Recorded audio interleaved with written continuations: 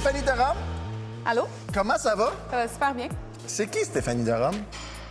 C'est une grosse question. C'est gros, hein? Parce que les gens à la maison...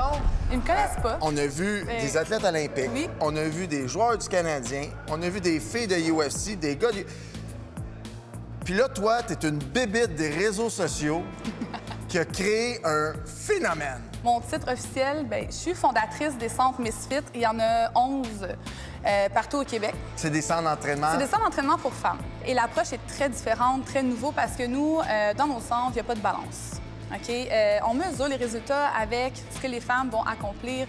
Par exemple, on va leur expliquer que tes résultats, ça va être le nombre de livres que tu vas ajouter sur ta barre, le nombre de pull-ups que tu vas ajouter... C'est tes performances. C'est tes performances, c'est ce que tu vas accomplir qui va être tes résultats, ce qui est beaucoup plus positif puis qui va augmenter ton estime de toi et ta confiance en toi.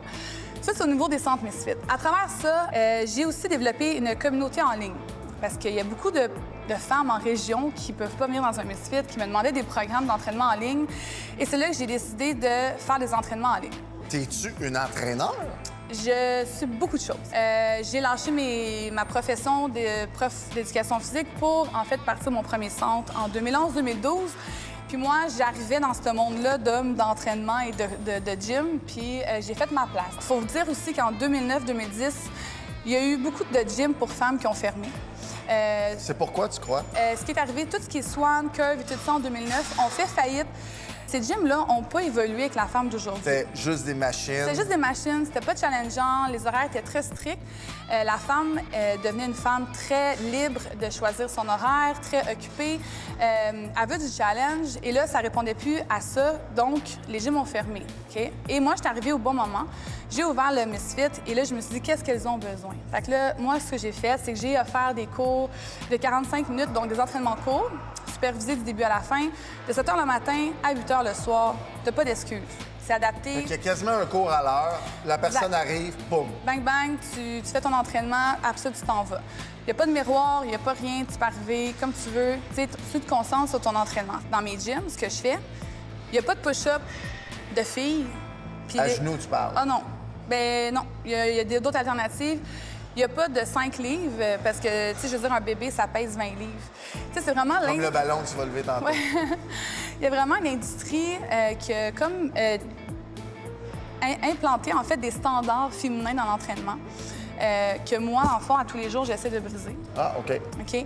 À travers mes centres, en prouvant que la fille, elle a beau avoir 25-30 ans, tu vas réussir à monter la corde si je te le montre comment faire, puis à faire tout ce que tu veux accomplir dans ta vie parce que je prends le temps de te le montrer, comme mon prof d'éduc a pris le temps de me le montrer. Tu comprends?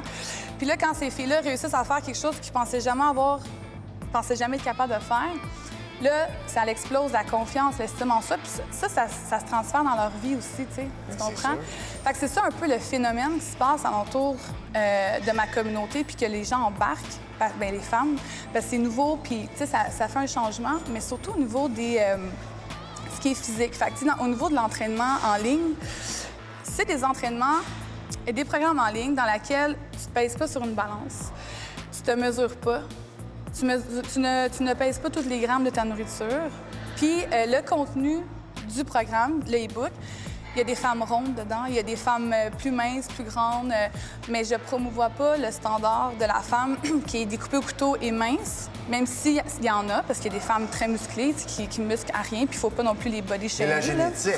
Exactement. Puis c'est de faire comprendre aux gens que, encore une fois, l'industrie nous fait croire que quand tu t'entraînes 4 à 5 fois semaine, tu manges bien, tu bois 2-3 litres d'eau, tu es supposé de ressembler à C'est ça. ce standard-là, puis ça crée tellement de négativité, mais c'est pas ça, c'est un mythe. Puis à chaque jour, dans le fond, ce que je mange, je fais comme... Mets 5 filles, une à côté de l'autre, qui s'entraînent 5 fois semaine.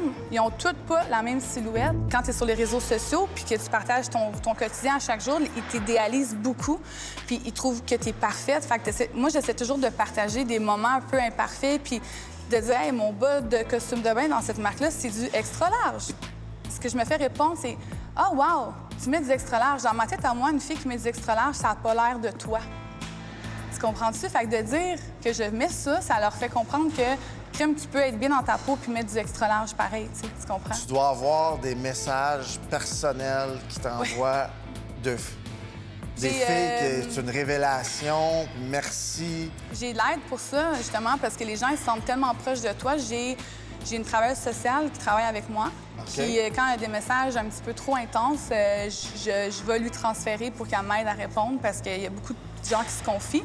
Mais en même temps, tu sais, tu veux pas juste pas leur répondre, puis tu veux pas non plus répondre pas la bonne affaire. Tu es allé t'sais. chercher une professionnelle. Ouais, elle travaille avec moi, elle répond avec moi avec mes messages, puis on travaille ensemble parce que c'est ça la réalité, tu sais, les gens ils se confient à toi, puis des fois tu peux changer des vies de façon positive, puis tu sais pas si tu réponds pas, la personne elle va se sentir encore plus, tu sais, pas entendue, ignorée, puis là tu vas peut-être justement créer un effet négatif, tu sais, fait que je trouve que c'est important de prendre cette responsabilité-là. Tes centres Misfit, ça fonctionne à cause du message, la nouvelle vision, les entraînements fonctionnels. C'est quoi le futur de ces centres-là? Parce que tu as dit que les anciens centres ont fermé parce qu'ils ne se sont pas adaptés. Qu'est-ce qui s'en vient? Qu'est-ce qu'on ne sait pas que toi, tu sais parce que tu es à l'avant-garde? Bien, en fait, l'entraînement fonctionnel, pour moi, c'est le futur, là, dans le sens que ça va pas arrêter demain. Il y a bien du monde qui ont déjà dit souvent « Ah, le CrossFit, ça va... » Non, ça va pas finir parce que l'entraînement dans les machines, tu vas isoler des muscles. C'est aussi bon aussi, il faut faire les deux. Mais je pense pas que l'entraînement fonctionnel va perdre un souffle quelconque. C'est qu'il y a la communauté derrière ça, puis c'est ça qui est important. Qu'est-ce que tu dis aux gens à la maison?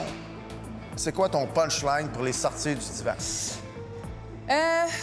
Ben, tu sais, moi, ce que je dis souvent aux gens pour qu'ils comprennent, c'est que, tu sais, pour moi, la beauté, là, c'est pas une question d'apparence. C'est vraiment le courage de croire en toi. C'est ta confiance en toi, tu sais.